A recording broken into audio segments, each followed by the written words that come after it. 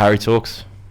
Welcome back. Another episode number 30. Did I say 6 or 7? 36 or 7? I think you said 7. 37. Either. Jesus I'm happy Christ. with either. I'll take both. I love the number 36 for some reason. Why is that? 6 times 6. I don't know. Just there's something nice about 36. Anyway. Parry Talks. Welcome. Feel fresh. How are you, man? I'm good, bro. How are you? Good. I'm low on sleep. Really? This is how we're going to start it. Because, Oh, no. not for bad reasons, 2 reasons. I sleep shit when I have a big feed. Okay. And last night, my brother sent me the message. He's like, do you want to get Frangos?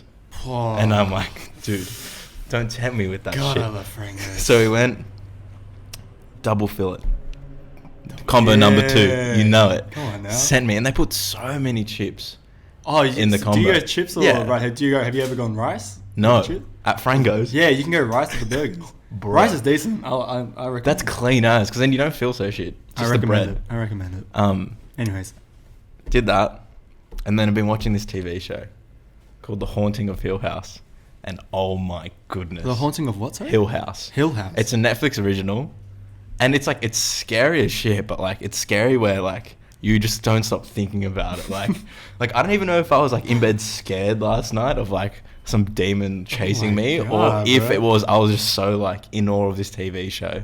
I was just lying in bed at like 2 a.m. like, bro, this thing's Just eyes insane. open, just lying, just kicking up. But no, the thing is, it's about like, they like channel like sleep paralysis and dreaming and shit. Oh, see, So now they that's get why. you. That's They why. get you. Yeah, that's why I got you. Do you like horror stuff? No, I can't do that. I hate it.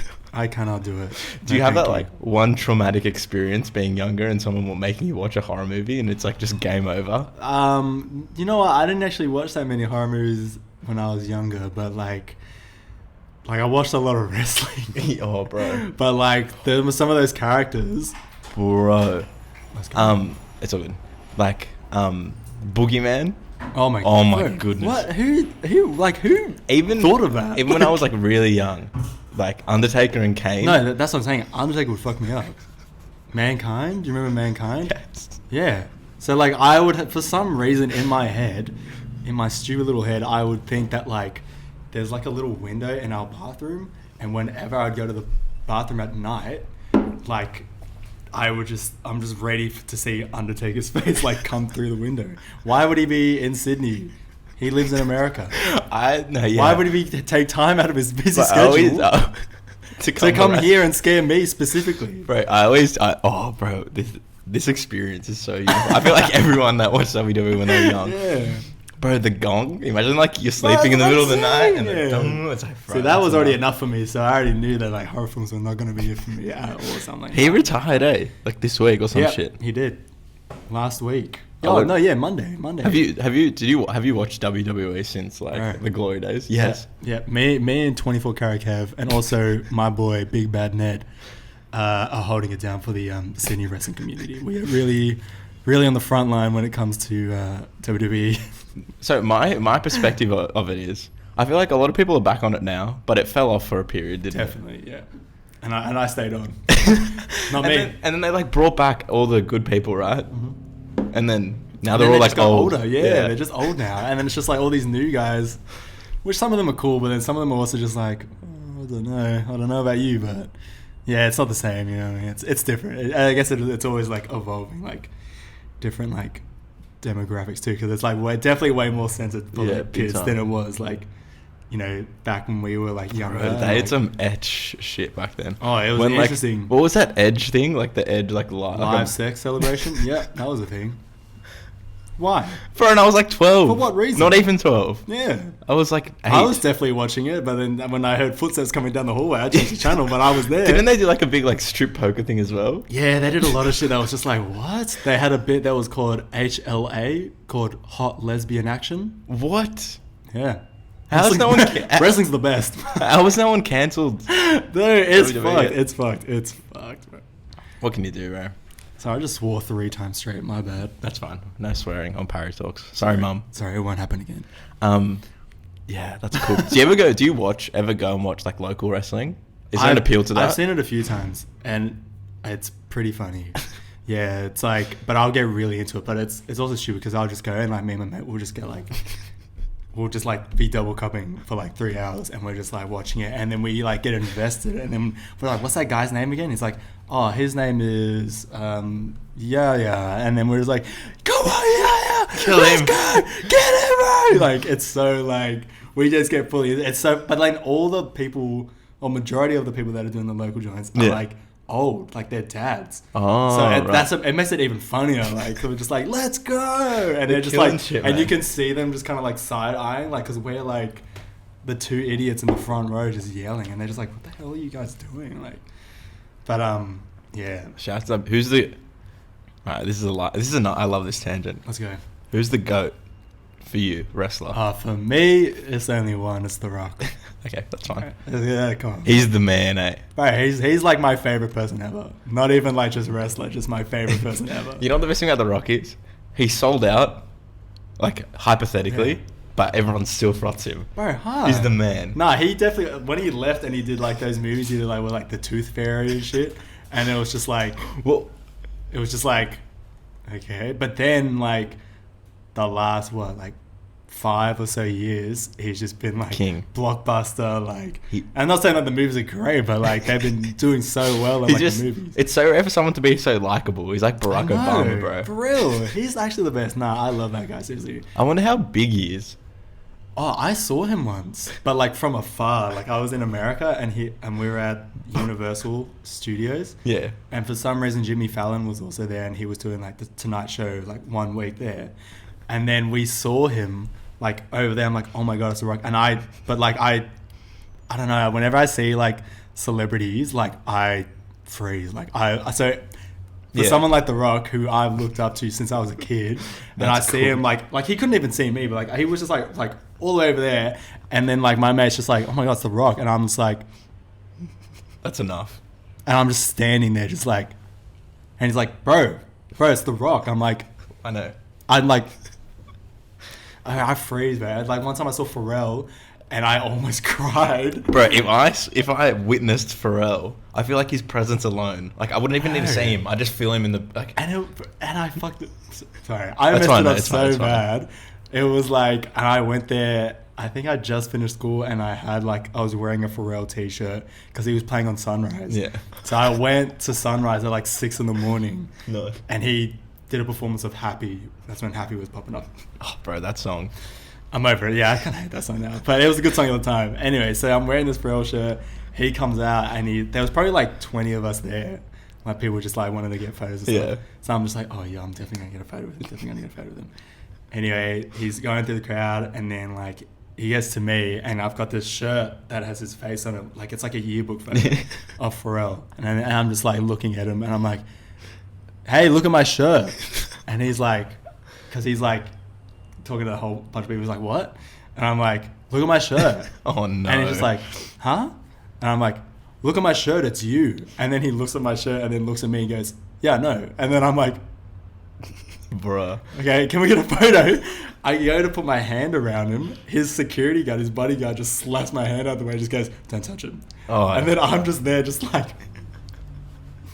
That's the energy. And the photo, you can see, like, it looks like I'm about to cry, like, because I'm like, oh my god. I thought you were man. gonna cry in like a positive sense. No, I mean, Or were you it just, like, was in because I'm shock? so overwhelmed. Yeah. And I'm like, oh my god, like, it's Pharrell, like, he's right here, like, what's going on? Like, I can't believe this is happening. And then, like, I don't know, I just thought it was the funniest. Like, how is that the first time I met Pharrell?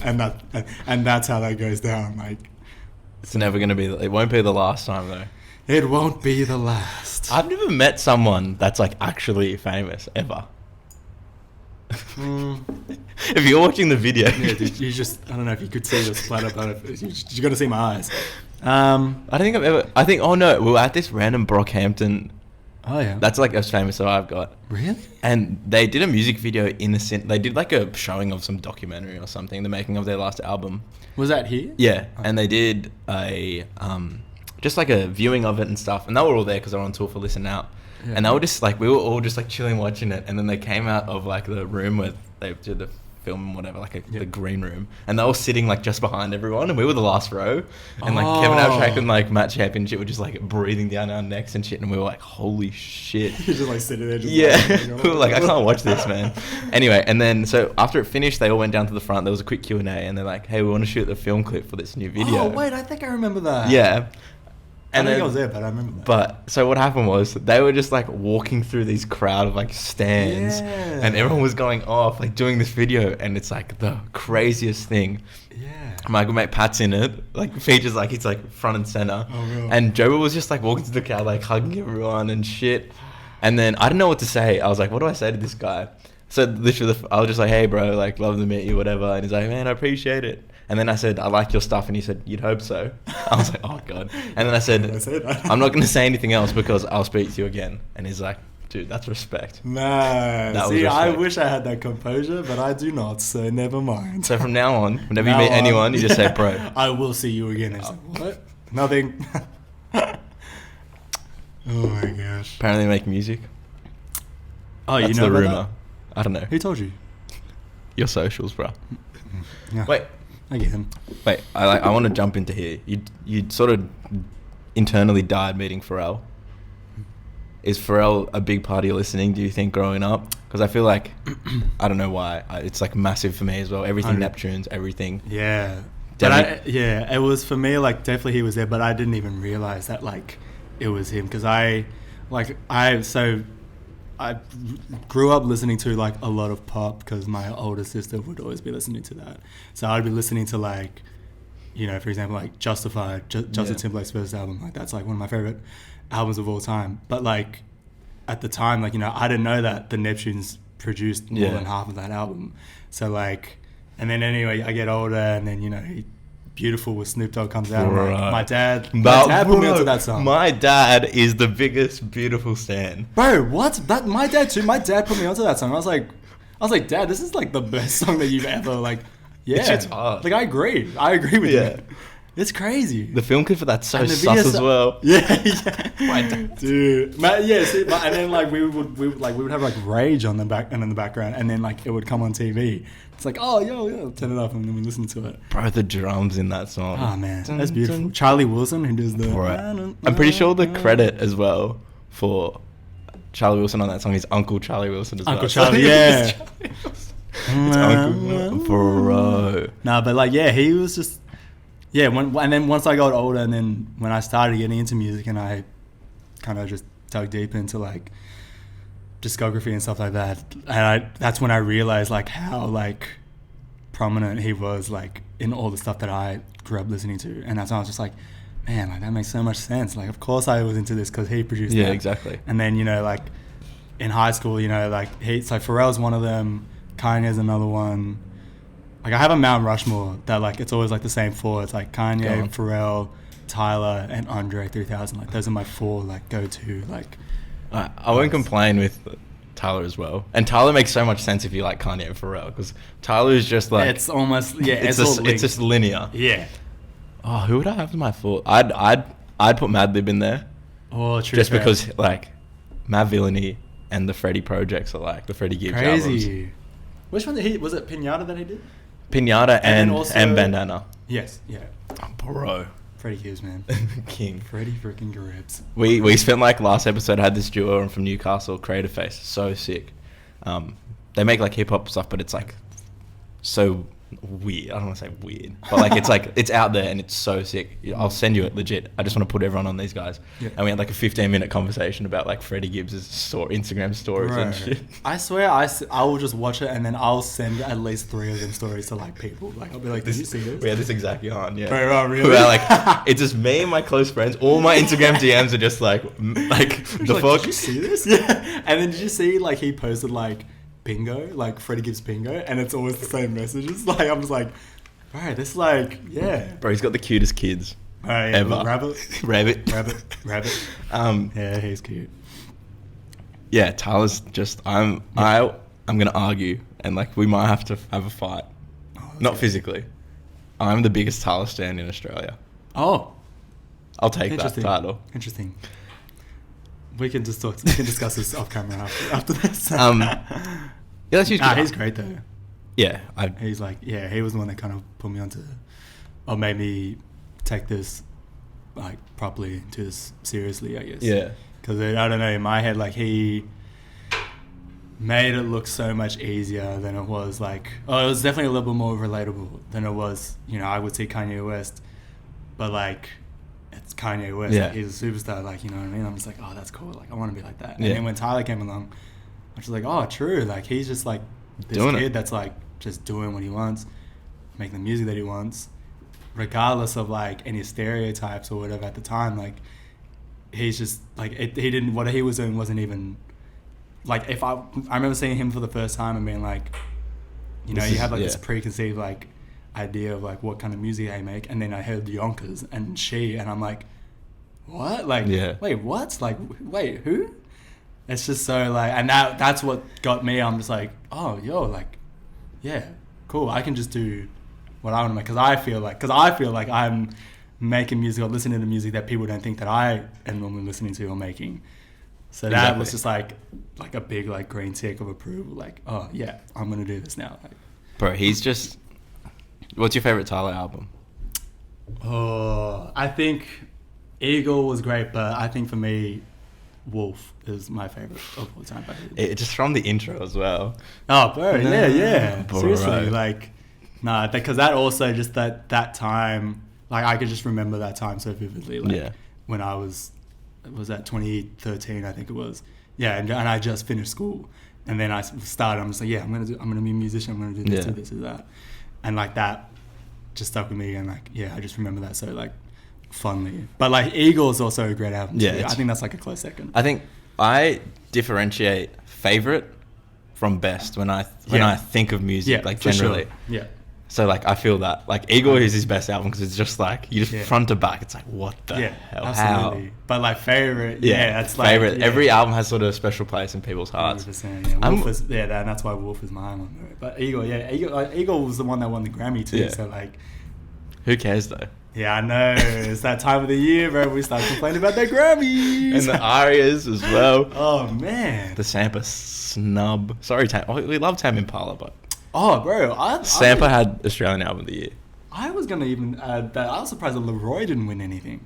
Yeah, that's... Leroy won nothing. Like, I thought he would win... I mean, I don't know. Like, yeah, I guess, like... I thought he would definitely won, like, Breakthrough Artist. Big time. Who won Breakthrough Artist? Lime Cordial, I think. And I was just like, but, like, how do you, like, have a Billboard charting EP and not... And, like, how are you not considered Breakthrough Artist? But like, you know what I mean? Like, I don't want like, you know, this tangent because I feel like it's always one the day. same. One day, Phil Fresh is gonna be going for an aria now, and they're gonna come back to this video and be like, "Wow, man! Shout out to the Iris, man! You guys are the best. Well deserved. Thank you so much." And like, we're on the industry talk now. We're in the industry talk, and like, we're not trashing anyone, but I feel like because the Australian music industry is so small, it can be. I don't know if you reflect this as well. It can be difficult to hold people accountable for shitty things. I'm not saying the arias specifically, because at the end of the day it's an award show, and like someone's got like, it's music as well, so it's like I like someone likes Lime Cordial, I like Kid Leroy. It's like we're gonna meet somewhere in the middle, and someone has to win, which is bullshit as a format. But I feel like generally if someone does something shitty in the Australian music scene, I feel like it can be hard to hold them to account, because like it's just such a small world. It's like, I don't want to call you out just in case I burn that bridge. You mean like something like in terms of music, or just like in generally, just like got you, yeah. Anything at all. Yeah. Just like, because it's a tight circle. Like everyone knows everyone. You don't want to burn a bridge. Yeah. Just in case. Like you just like, you know, I know exactly what you mean. Because like I've had so many guests on, and they're like, we sort of start talking about something, and then I'm just like, I reel the conversation back for them. I'm not gonna throw you down that. I know. I've had conversations where like I'll just be saying some stuff, and then someone else will be saying stuff, and I'm like, wait, are we talking about the same person? And then it's just kind of like, you talking about this person? Like, yeah, I'm talking about this. I'm like, okay, cool. Let's talk about it, because it's just like you don't want to like push. I don't know how you know this guy. I don't know what the relationship is. Bro, it's crazy. I know it's weird like that. But like, is it shitty for us to not be having those conversations out? Yeah, I know, right? Like, I think it's like, but because I also think maybe people might perceive that it depends on the context and where you're coming at. Yeah. Because people might perceive it as like you're going out just attacking someone, whereas it's like, no, like let's talk about it and figure out like why, you know, and how we can improve from this. Like at least that's my standpoint, but you know, you never know. Like you don't know how people can take it. It's like a double-edged sword. Like we don't want to have this conversation, but like we should, and it's like, which one's going to be more effective? I think having the conversation is big time for sure. But then I guess, but anyway. Shout out Lime Cordial, baby. But anyway. All those guys there. We respect. Bro, I've been a massive fan of your music recently. Thank you, bro. Appreciate that. 2 songs off the EP I meant to drop last year, especially Glow, and like, you know, I'm a Glow stan. I stan Glow. Yeah. It is my favorite track by you, and I feel like it reaches another level. Personally, I think it reaches another level that, and like not to shit on the other tracks, I'm not saying this at all. It just reaches another level sonically, I think, that the other tracks just haven't leapt to yet. 100%. Do you feel that as well? Like, do you just see Glow as something special? Definitely. Why do you think? I don't know, like I remember, like, because I've been sitting on that song for like a year and a half, maybe 2 years, and like from the first few sessions, so yeah, I remember my engineer Matt Zero, who also like produces, like we co-produce together, and he adds in his input, and then we kind of just bounce back and forth from each other. Like we were working on some other stuff, you know, say you know, working on Oh My God and like One's Up, and you know, maybe I'm the Man in there. But then it was always like whenever we went through Glow, like we were just like, oh, like Glow's the one, like Glow, like this is it, like this is the one, like we need to make sure this is like proper when it comes out, because like we don't want to like tarnish it. But like, and yeah, like, you know, the reason why I call it like 2 songs off the EP I meant to drop last year, the reason why I didn't come out is because like I think I just like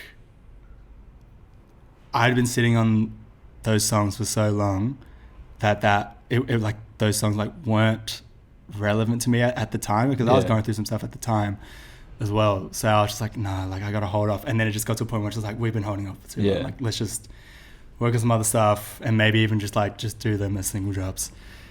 At that time allowed us to like polish Glow so much nicer. So it was just like, you know, like let's tighten up the vocals. Like, oh, yo, like I really want a guitar in there. Like maybe I'll ask Noah to add the guitar, and then like, you know, leave that there. And like 2 months later, I was like, oh, yo, I added some more chords, I added some more melodies in the outro. And it's like, yeah, so let's do that.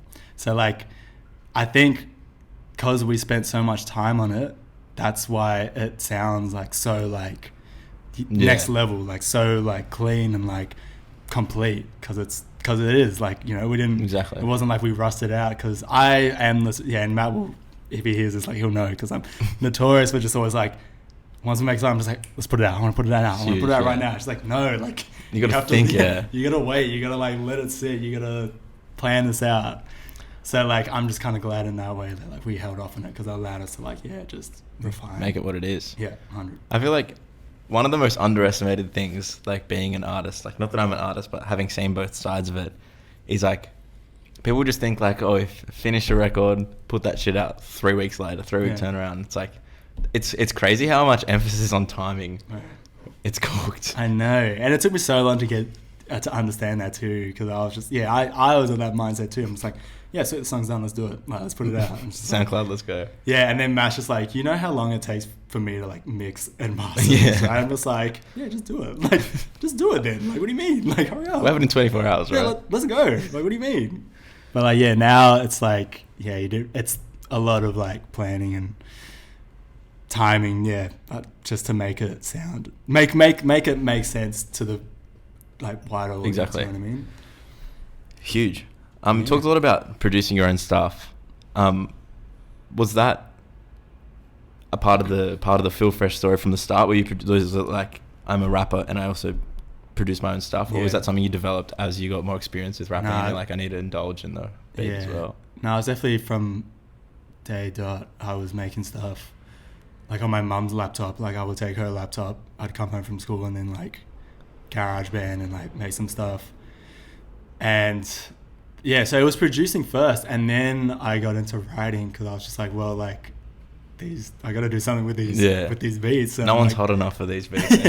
Like, I guess I could send it out to Tyler, but I mean, Might as well just start off here. Nah, we got to save the Tyler feature for when the fans are ready, bro. You can't. It's like, no, like they are not ready for this. They are not ready for this. Man, I wish I still had those beats. They were so bad, so trash. And because like my mum was the only one that had a laptop, and like I would just like take it and just make these beats that were like 50 gigs, like huge. And she's just like, "Why is my computer slow?" And I'm like, "I don't know, Mum. I don't know. Like, have you still got tabs open?" I think it's you, Mum. It's not me. Like, so destroying. Yeah, but like from day dot. So yeah, I was doing that one, and then like, I guess as time progressed, I was like, I really wanted to be like a artist and producer, and I wanted to everything I put out produced by me, which has been, and now I'm just like, I don't know, I feel like I'm a bit more on the writing side now than I am on the production side, and I'll like maybe have an idea, but I have like people around me who can like who have input. So like Matt, Kwame, Nikos who plays the keys, Kimmy who's another singer, the Bread Club boys. Like I have like resources. Yeah. So it's not just like I think like I'm really good at like starting an idea, but like developing that more and like just really like getting everything sounding right and like to like its full potential is like I need help with that. So that's why I'm glad I've got like a nice team around me to do that. I think this might be a bit controversial. Oh, but you'll agree. Okay. There's something special about if you're a group having an in-house producer or being a rapper that also knows how to produce. There's like it just gives an edge for some reason. I feel like you can almost you can tell when like the connection between either rapper and producer isn't there. Like there's a synergy for some reason. I feel like you need to build like a chemistry, like because I've been in sessions, for example, where I'll be with like new artists or new producers, and sometimes like it's not all the time, but sometimes it's just like, oh, like this is, I don't know, like this is a bit off. Like we're not really like, I know like I like you, but like we're not. I mean, it's not that I don't like you, but like, you know what I mean? Like it's just not like we're not on the same wavelength. No synergy. Yeah, exactly. So I think me having this team, like I've known those guys for years now. So like we've developed that synergy, that chemistry together. Yeah. So now it's just like so comfortable for me to just like go in and like, we can what do you guys think of this? It's like, oh, that's cool, let's add this, or like that's trash, like take that out and put this in, or like how about like keep that but I'll do the drums and I'll add this in. It's like, and it's just like so like comfortable. It's not like anyone stepping on anyone's toes. It's just like this is for the betterment of what we're working on. Personal relationships, man. Amen. Important. All right. Some more of this. Please do. Glow. Yep. When I listen to Glow, I think of like, and I'm like personally, and I listen to Glow, I think like you ever like it's a Friday night or like even like a Thursday, it's like daylight saving, like 7:30, and there's that energy in the air, and you walk out of the house and like you're either wearing some new drip or like you've had like your perfect level where you've had like 1.5 beers and you're just like, and you're on this nice little. That's what I think of Glow. No. That feeling. That's mad. What makes you feel like you're glowing, like you're on, like you're just internally like, I'm glowing right now, talk your shit? I need to think about this one. It varies though, because I definitely get you. Like I see like colors, like like yellows and oranges and purples, like around that time. And it's just like, especially when it gets to that outro, like that ending part, huge, when it's me and Becca singing, like in that, like I always picture that, like with those, I associate that with that like kind of like setting. Bro, I'm sorry to interrupt. No, you good. Me yesterday on bloody Petersham Road or whatever, outside Frango's, bro. Someone was setting, I posted on my Instagram. It's a golden hour things. Golden hour, yeah. But yeah, sorry. No, I don't know. Like, is there a piece of clothing that just like, it's my glow? Oh, the loafers, bro. It's got to be the loafers, man. Man, I haven't crossed that path yet. You'll get there. You just got into the Salomons. Oh, bro, I've been looking at them. That's been on my mind for at least a year. You made that jump. I'm proud of you. And then, bro, Because I used to just copy whatever Tyler wore. And then when Tyler... I can't lie, I did the same thing too, to be honest. Like, bro, I went through a phase where I only wore crop chinos and LaFleurs for years. Those are the ones. And then he started wearing leather shoes. I'm like, I'm out. See, you know I'm hang out with the techno ravers, alright? For me, it wasn't Tyler that got me into the loafers. It was YG. Huge, yes. I love YG. With the white socks. Yeah, one time I saw him at... He played... Maybe, was it Spilt Milk? Which was weird. Wasn't that when he did the etch shit with the girl in the crowd? Yes, that's right. Yeah, it was that one. So it's so weird that he was playing that festival. Yeah, anyway, exactly. so... And because Kwame was playing that too, so I was there. So then we...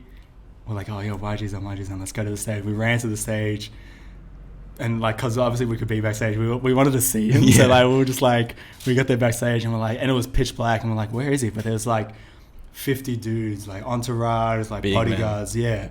So we're just like, wait, where is he? And then like, in the corner of my eye, I see like this shine, like this glimmer, and I'm like, yo, what is that? And I look down, and it's like his loafers.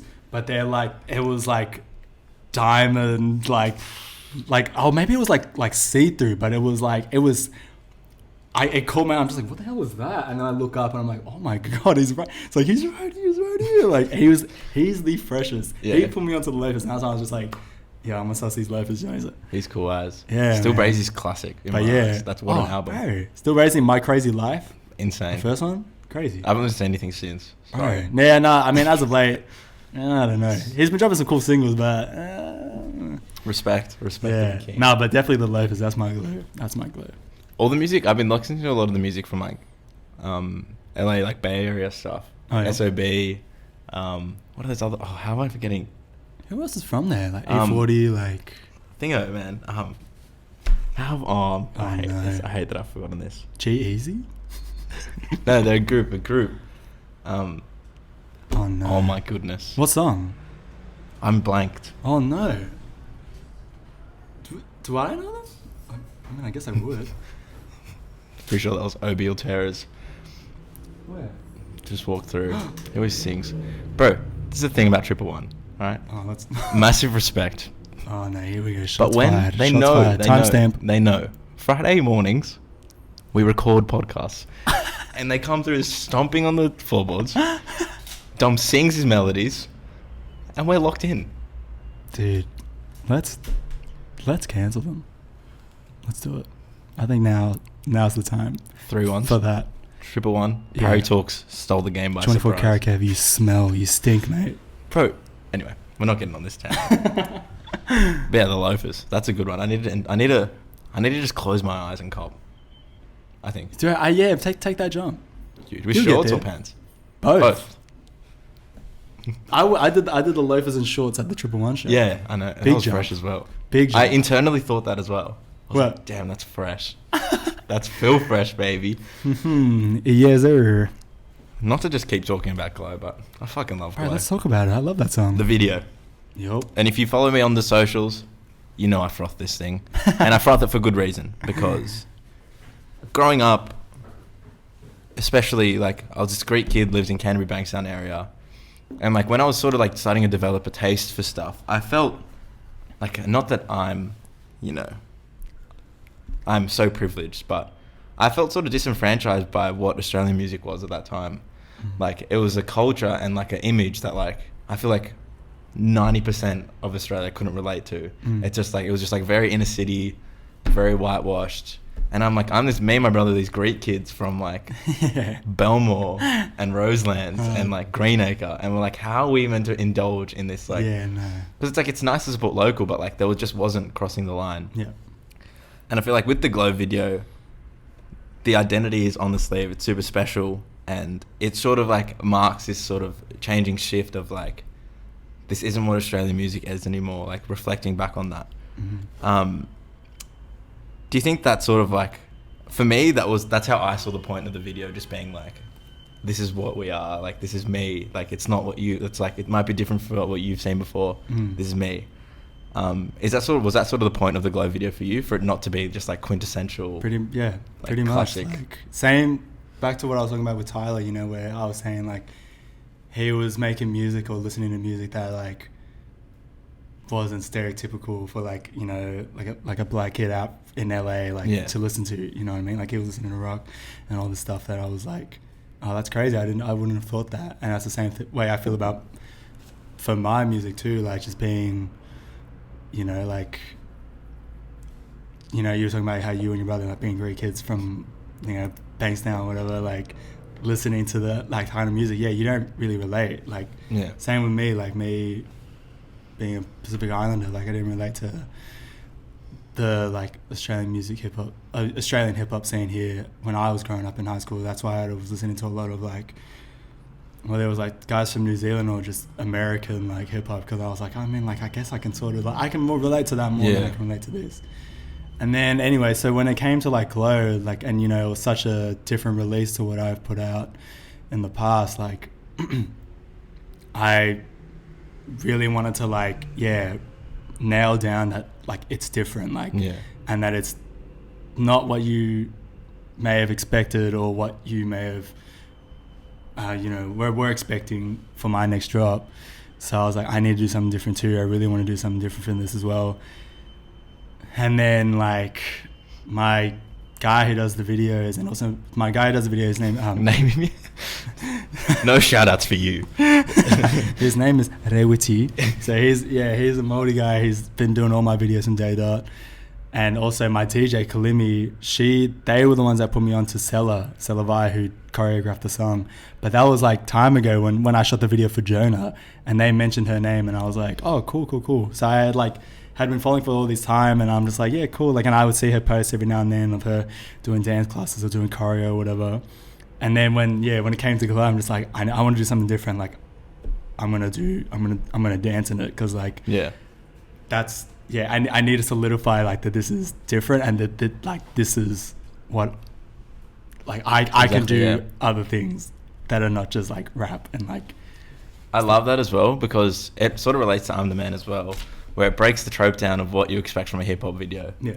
Where it's like, we're not just gonna like, you know.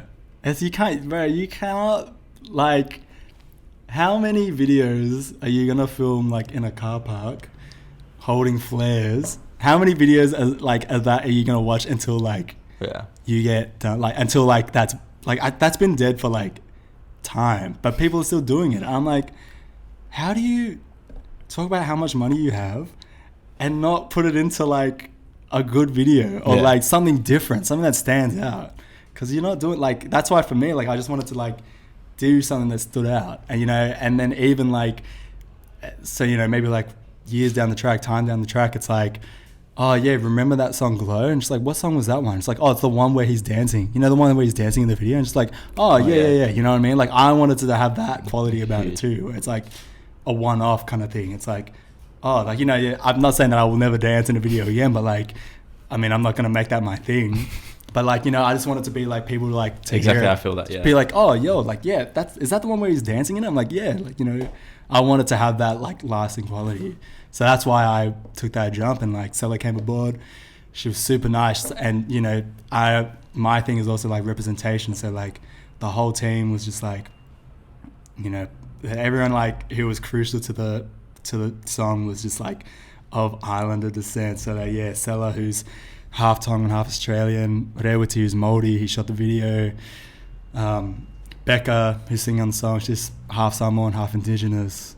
And I really wanted to like, be like, you know, right now, you know, there's this notion, you know, like when you think about Islanders doing music, I guess, you know, there's like, oh, you're like, you know, like 1-4, like Hefs, like HP Boys, you know, which like, I love those guys. I back them. I bump their music, but like, you know, the reason why I wanted to do that was so it could be like, you know, we do other stuff too. Yeah, you know exactly. Like, and we have the capability and like the vision to branch out and do something else. Preach it. Yes, sir. Yeah, that's fully what I'm about, bro. I gotta give a couple of shout outs. Yep. Based on people's names you mentioned. Kalimi, Sunsets. Oh, bro, I had like a really long day. Best person that ever lived. I had a really long day last sunset. I don't even know. It was just, my brain's in muffle. It would have been on Wednesday night. They do it makes sense because they do sunsets on Wednesday. Had a really long day. 6 o'clock hits. I'm like, all right, let's clock off. It's fine. She's opening with some drizzy, like a mixtape drizzy. I'm like, we're on. So I text Suna like, bro, I'm Parry. Just want to leave a Lesh go. And she was like, yes. He was like, I needed that. Shout out to her. No, she's also, great. another shout out to Jade D'Amico. Oh, shout out to Jade. She took pictures, and like I didn't actually know her, but like we're just both, and I live in Elwood, and she's I'm just doxing her. She's an Elwood local as well. It's like we always just like whenever we reply to our stories in Elwood, we're like, bro, that's the area. I'm like, yeah. So shout out to her, man. Oh, she's the best. She and the photos that she took were crazy. She isn't, even the artwork that was taken by her too. So, and she's been killing it too. So, shout out to Jade and to Kalimi.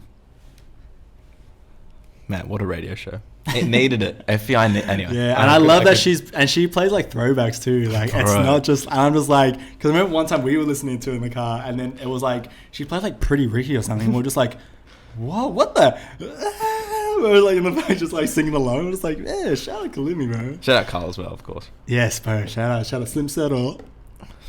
Man, so much going on.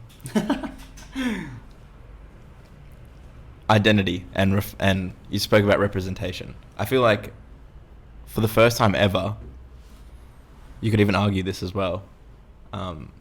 People of color are not the I don't even know how to word this properly. Where it's like you could even argue like for the first time ever, people of color are not the minority in hip hop in Australia. In terms of like what actually works, not what the industry's pushing. It's two very different things. Yes, definitely. Where just like a big indigenous movement like Kobe D, Nookie, Tasman, Parker, like there's a whole lot. JK as well. JK, yeah. And also obviously like the big drill movement, and then Philly Fresh as well. Do you think that changing like the face of it will? Because like obviously the music industry is so whitewashed behind the scenes. Do you think that having faces, like diverse faces at the forefront of music, will actually change, sort of the industry's perspective of like that sort of music or anything? Or do you feel like that's just like generational structural change? I don't know. I think I don't know if it, because like what the industry is pushing to what works, two very different things. So, like, in my head, like, what I would like to think is that, yes, it will change how people perceive hip-hop, R&B, drill, trap, whatever. But, like, I guess, will it change it? I don't know. I don't know. It was a good question. It's a Sean Evans question, bro. Yeah, bro. I have some wings in here, bro. Bro, if only. Oh, God, that'd be dangerous. Get some frangos in here. Yeah, I don't know, bro. I don't know. I feel like I'm just going to say I don't know like a few more times, and that's going to be my answer. That is the answer. That's the correct answer, though. That says it all. Exactly. But there are some people out there that are like working on... Big time. And there are... And like, even though people trash the music industry... There are people in the industry who are, who I know who are really like, trying to like... I think the big thing about... It's less about individuals... and more about just like, this is how it's structured, it's been structured, it's hard to change that structure. Yeah. That's how it is. Like, and that's why we're like... That's just the game. Yeah. Like, you just gotta learn how to play which sucks. Kind of thing. Yeah. Back to identity. Yes, sir. You're a passionate guy. Mm-hmm. Look at Jonah, look at I'm the Man, look at Glow. The heart's on the sleeve. Is putting your like identity out there, you just being full at the forefront of it, both, sonically and also just as a person. Did that take a while to learn how to properly like get used to and properly utilize your identity in music? Or do you think from the start it's just like, I'm just going to raw dog it, I'm going to be me, abrasive? Or do you think that it's almost like a learnt thing, how to be comfortable with yourself on record? That just time came along and like...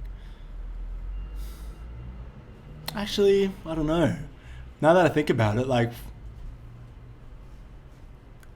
I being in a Tongan family, I guess I've always felt like I'm not the stereotypical like Pacific Islander, just like on looks alone. Like I'm built like a stick, you know what I mean? Like I am not I'm not a Yeah. footy player, you know, yada yada yada. Like, but like, you know, that's what the Stereotype. the stereotype is. It's just like, because whenever at school, when it was just like, oh, like, you're Tongan, I'm like, yeah, and then just like, oh, are you here for footy?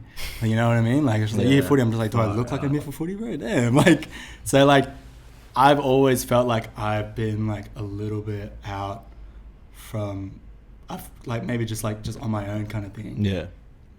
And it's always like, it's like an Earl Sweatshirt bar that I always go back to. That like, Yeah. raps over real nicely. Do you I already what know. it is? It's on Charm, yeah. Yeah. 2 black for the white kids and 2 white for the blacks. And I feel like I'm that. Like, I'm too Tongan for the white kids, but not Tongan enough for the Tongans. Because of going back to Tyler, exactly. you know what I mean? Just making stuff, dressing, listening to music, whatever ideas that I have are not what you may think.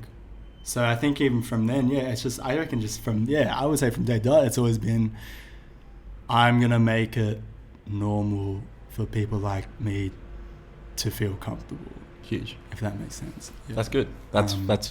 That's pretty good, that's man. Brilliant. That's pretty good. That's pretty good. I'll put that on a t-shirt. No, that is. But I feel like, catering to that in between, I think, is where a lot of that cult sort of status comes from. Especially if you look at what Kanye was doing when he was coming up as well. He was like the kid with the backpack and the pink polo, and like what Tyler was as well coming up. It's like you fit in that same category of like appeal. Yeah, if that makes sense. And then going through it too, like as you know, the years go on, like I'm finding, you know, like-minded Pacific Islanders who have the same ideas as me and have the same like visions as me, and that's just like, oh, yo, like cool, because like, you know, all my cousins were like, you know, like footy, like school, church, you know what I mean? Like that's just how we were brought up. That's just how we were raised. Like that's just how it was. And I don't know why I grew up and I had just different, I don't know why I think the way that I think, but like at the time I thought it was weird, and I really wanted to fit in with like you know, with other Tongan, like Islanders, you know, talk about footy, like, you know, be a footy player, go to, you know, yada yada yada. Like I really wanted to fit in at the time, but like now I look back at it and I'm like, I feel like I'm kind of like blessed to be in that position where you can relate to out of the spectrum, you know what I mean? Like kind of just in my own lane, I guess, doing things. Big time. Gives you a point of difference as well. Yeah. But I love my peoples, bro. I love my peoples. Big time. Yeah. You wouldn't have it any other way. Definitely not. I'm the Man is probably one of my favorite songs as well. What a song. Man. I am the man. The man, I'm the That's man. That's a fun song. We shot that video just over there, actually. Huge. A little bit, yeah. Man. Even behind the bar. Some great music videos have been shot here, apparently. I feel there's been more than a couple. Anyway, I'm the man. Don't get me distracted, Phil. Big thank you to the Lord Gladstone Hotel. Bro, we shout him out every day. By half of my... Legally we have to. Half of my wage just gets fed straight through the pipes here. I think you probably have sort of already answered this, but with I'm the Man, and especially in hip-hop as well, it's such a bravado industry. It's such a like a... industry. What a way to describe it. I know exactly what you mean by that. Was it tough, do you think, to fit in, or do you think that you use that sort of in-between sort of lane of like, I'm just going to do my own thing as your point of difference, and you still see it as a point of difference? Yeah, once it clicked in my head that like I knew who I really developed like a stronger like identity. Like I knew who I was and I knew what I wanted to do, and once that clicked, like I was just like all the way with it. Yeah, huge. Especially like, you know, when like at the time that I'm the Man dropped, I think like the message I think had just dropped by 1-4, and you know, like that was blowing up, and like, you know, I know, like, and it was just like, you know, wow, like so good to see like, you know, these Pacific Islanders just like on the forefront of music, because they were killing it. I love that song though, and the video too. And anyway, they say that that was like, everyone's just like 1-4, like Pacific Islanders, Polynesians, like they're really on the forefront. This is hate school for our people. And you know, at the time it was a little bit for me. I was just like you know what I mean? I'm just like, damn, bro, like that kind of sucks. And now I have to compete with that. And then like it's just like, no, wait, like I'm not that. Like, and I'm just like, oh, okay, that's cool though. And that's why it's cool though. Yeah, it's like I'm just like, yeah, because it went from me being like, damn, like that sucks. Like I really have to compete with those numbers and like in that crowd. Yeah. And it's like, no, wait, no, I don't. Like, no, I'm good. I'm just gonna keep going the way I'm going, like doing that. Just appeal to the sushi heads, bro. Respect. Shout out. I love sushi. Bro, Wes. Sponsor me, Wes. Get us on the promo list. You've got my address. I've ordered from you so many times before. You've got Hurry the up and address. sponsor me, man. You've got the address. I'll wear it every day of my life. I'll tattoo. I do want a water bottle though, to be honest. So, please. Just pause. Just buy one. But anyway. They sold out quick, eh? I was refreshing and shit. That's how it was. It sold out, right? They sold out, right? Of course, man. It's sushi, Hot off the bro. shelf, It's yeah. sushi, bro. Of course it is. Bro, one more thing I got to talk about. Let's talk about it. Tommy's in trouble. Oh, I don't know Bruh. why I did that. Oh, I was just like- oh. I remember, like, that was my initial reaction. I listened to it and I'm like, I called Emma, who works at Purple Sneakers, Yeah. and I'm like, bruh, have you listened to this shit? And she's like, oh no, I'm busy, I'll listen to it. And I'm like, so what are you doing? I listened to it. Just hung up the phone. And then you sent me like 45 minutes later, it's like articles published. Yeah. Like, it's done, Oh, it's ready. true. Yeah. Was this after when the video dropped? Yeah. Yeah. So, Crazy. oh no, we did a double. We did two. So we did the listen for the first one, and then we did the video yeah. as well. Kwame is on a bit of a... Is it Kwame? Kwame. Okay. I thought it was Kwame for the longest, and he didn't even correct me. It's either. I'm just like, that's your fault. One, two things. On Kwame. What's it going to take for him to get on Parry Talks? And two, how did that relationship start for you? Because it is you've been collaborating for a while, and there is a synergy on Tommy's in Trouble that is just special. So yeah, how did that relationship sort of start? And then what do you think makes, as a duo, you two just like so special, do you think? From a friendship point of view, and then also musically as well. Well, to answer your first question, how are we going to get him on here? I will personally leak all of his music if he doesn't come on here. So that's the answer to that one. I'll steal his hard drive. And the second question, how we built this relationship, was that the second question? Yeah. I don't know. Like, I've known him since 2017. I met him for the first time just before he had his ASAP Ferg moment. Mm-hmm. So literally maybe 2 weeks or maybe a week before that had happened. Huge. And I thought that was so crazy. And we've just been working together, since 2017. But it's only really like these last 2 years that we've been like, we're on. Like, I don't know. Like, I guess it's just to do with time. Like, we share the same engineer, so like we're always going to be in the same room. True. Always That helps, yeah. Yeah, we always worked at the same studio as well, and it was always just like, oh, yo, like I got something. It was like back and forth. Like, oh, I've got something. Like, check this out. It's like cool. And then that's how Tommy's in Trouble happened. Huge. Literally, I went in there to do something. I went to the studio to do something else. He was just like, oh, check this out. Played it. And then he's just like, and then also I've added this other half to the song. I'm like, play it. I was like, oh, and he's like, it was like one was like nothing was. It was just like, yeah, and I'm just like, Just yeah, on your let's notes, go, like- legit. And we recorded it that night. Even the BJ Double T, shout out Brandon, who did his radio thing at the start. We smashed that out. I forgot that's how it worked. But like, yeah, it was literally the same day. Smashed it out, and we were both just like, yo, like crazy. We played it like 20 times that night. We've got one. I don't know. I don't know what it is. Like, we just work really well together. Like, we have the same ideas. Like, That's the thing, though. You don't have to think about it. yeah, I don't know. Like, we didn't. It's not like we worked to get it to this point either. Like, it just kind of happened organically. That's when you know, though. That's when you know, like, that it's like, yeah, that's my bro. Like, I don't have an answer. I don't have an answer for that. It just works. And That is that's the answer, it. though. It just works. Yeah, and like, Tommy's in Trouble. Like, yeah, that was crazy, man. That was a crazy one. Where did you record it? When you were going back and forth, were you both around the mic at the same time? So when we did it initially, we did it separate takes.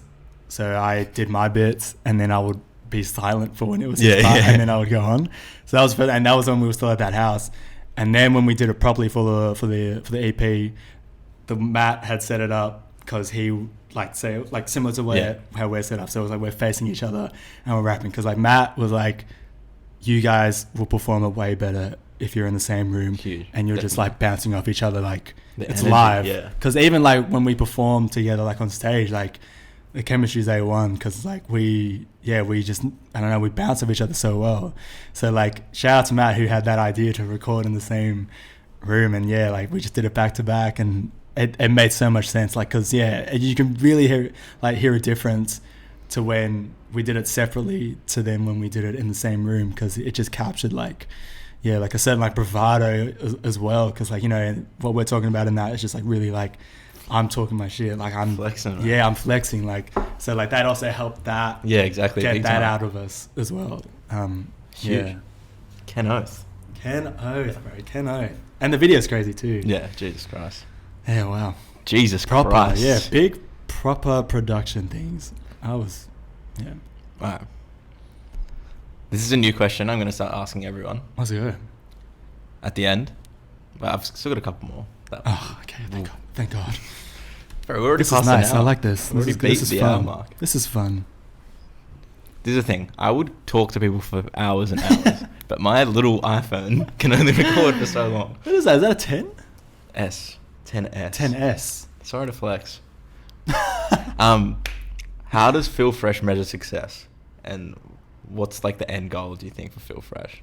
In like not like I want to win 3 Grammys, but like conceptually, like what's the impact that you want to make with Feel Fresh? If you haven't already spoken about it, really.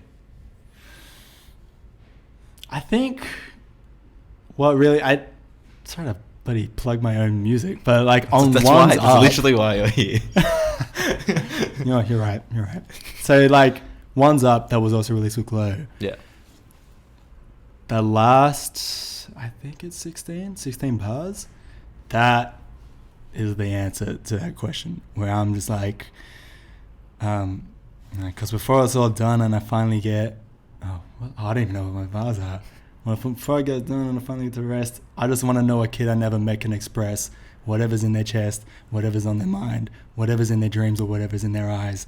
That's the main goal. Fuck the fame, fuck the clothes. I just want to see my fam living well until we go. I had to let you know that that's what makes me grow, so you can run it back down the line and let it glow. Huge. That's the answer. Because I don't know, timing, like, I don't know how long I'm going to be doing this for, how successful I'm going to be at this.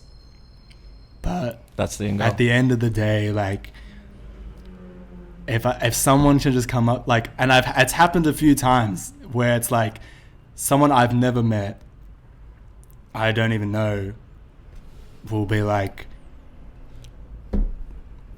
this shit, yeah. That is it. Like, that's it. Like, that worked. Like, that. There's like someone in Melbourne. There's this girl in Melbourne who I don't know her personally. I think she's Samoan, which is like so fresh, and she stands like my Stan. I didn't ask her to. I Yeah. I don't know how she got onto my stuff. I don't know who she knows. Somehow, some way, my music got to her, and she stands it. And I remember when the 2 songs dropped, and she had tweeted out like, "Oh, the song's out," and I replied to her being like, "Let me know what you think. I hope you enjoy it." The next day, she wrote 2 documents. It's huge. Breakdown, analysis of each song. That's what and I was like, do you have a name? I think her name's Netta? Antoinette? Antoinette. She'll find this. Anyway. She'll know. She'll listen to it. I know for a fact she'll listen to it. Shout Shout out to Antoinette. Yeah, you're a real one. You're a real one. She wrote an analysis of the songs, broke it down, and even like caught some of the bars that I was saying. She's like, "Oh yeah, like that's a reference to his other song, this." And I'm like, "How did you get that?" Like, not even I know this shit. You know what I mean? And then also like that. So like that's one thing. Another thing is like some guy like came to my work and was just like, didn't say nothing, like was just, doing his thing. At the end, just before he left, yo, I saw you at this show. I didn't know who you were, but me and my mates loved you. Like, you were crazy. So, like, that already, like, is like, those two things have, like, made my year already. Like, and you know, I've still got more things to do. I'm not like, you know, putting my hat on that, like, saying I'm done. But, like, that's, like, I'm happy with that. That's all I want to do. It's just make, you know, like I said before, like, make people like me comfortable to be themselves. If that makes sense. It makes so much sense. Yeah. So that's my success. I'm so glad you answered it like that. Instead of being like, well, maybe an album one day. Like, cool. Probably release some new music or something like that. Probably do another dance video. Aria. An aria. Oh, crack up. Yeah, one's up, bro. That is the last verse. That's my answer. I put that on my tombstone. Bro, get 24 Karat Kev to run. And I don't know, he posted this, an awards show. I saw that, yeah. Bro, let's do it. Let's go. I want to be, as long as I'm winning every award. All of them. That was beautiful. Now, let's talk some real shit. All right. Obviously, we've had the Frangos yarn already. But what's your favorite takeaway? Both, like, mainstream, like KFC vs Macca's, etc., Subway, all that shit. And then one that's like a local independent. Okay. So I need 2 eateries. Mainstream one, I think it's KFC. Well, I think it is KFC. You're right, it is KFC. I don't know why I'm doing this little dance like around it. Yeah, it's definitely KFC. Local, that's tough. I'll give you 3. Oh, that's fine. Yeah. We can discuss the 3. Okay, you can tell me what you think. Franga's is definitely in the conversation. Is it in the 3 though? It's it, yeah. Okay. Definitely. That's 1. 2 is Agalo's. Okay, insane. I love Agalo. Oh, okay, I think you mean like that's insane, but for you to think that's good. No. Okay. Agalo. But would you put Agalo now into mainstream or into which? Because like I would put Franga's into mainstream over Agalo's, to be honest. True. But the Agalo in Macville next to the Woolies. Oh, anyway, yeah. Number 3. Clams is insane. I'm a Clams. No, it's between the 3. I think it's Clams. I think it has to be Clams. No, this is what it is. Frangos, I love you. Yep. But you get treated like shit when you're in there. The customer service is horrific in there, and I'll stand that to the grave. They're so rude, and they have like the weirdest ordering system as well. It's strange, right? Where it's like, what's going on? Exactly. I have to go with someone else. Because I can't go solo. Because I just get too scared and I'll just walk out. Exactly. Yeah. So that Frangos, I think, is like downrated for that. Agalo next. I think that Frangos is better than Agalo, generally, but Agalo is more accessible because it's like yeah. So that's like them too. But Clams, customer service, unbeatable. You walk in there, bro. They give you a chicken tender, bro. What the hell? And then I'm so sad. I get mad when they don't give me one. When I go what? I was like, oh yeah, can I get this? It's like, yeah, cool. And then I'm just like, $2.50. Is there anything else you want to ask me, or you're gonna give me? Is that it? Is that the end of our conversation? Oh, okay, cool. Then I'd be like, damn, hell. Bro. Yeah, when they come through with the chicken tenders, I want to buy a T-shirt actually from them. The logo's whack. But like, yeah, no, it is. It is. Sushi team, get down to Clem's, donate a logo. Imagine the Clem's sushi. Bro, I would ride that to the grave, bro. I would take that with me. How many pieces of chicken do you get from Clem's though? Depends how hungover I am. If I'm really hungover, I'll get 3. I don't really be doing the snack packs. I'll get like a wrap. Okay, that's fine. Or so I'll get like a fried chicken wrap. Okay, that's respect. Chips. Maybe some gravy. If you're feeling naughty, you get some gravy. It's a little bit cheeky, yeah, to be honest. It might be overkill as well. All right, now that we're here, do you ever go to the El Jana Express in Newtown? I have been there. It's good. It's very good. I don't hate it. It's not Granville, though. No. And that's why people are like... Don't be so stupid. I've had El Jana before, and it's like, no, you haven't. No, you had, yeah, no, like, what do you mean there? You're talking about El Jana Lights? Yeah, exactly. Light, literally, the free version. Grow up.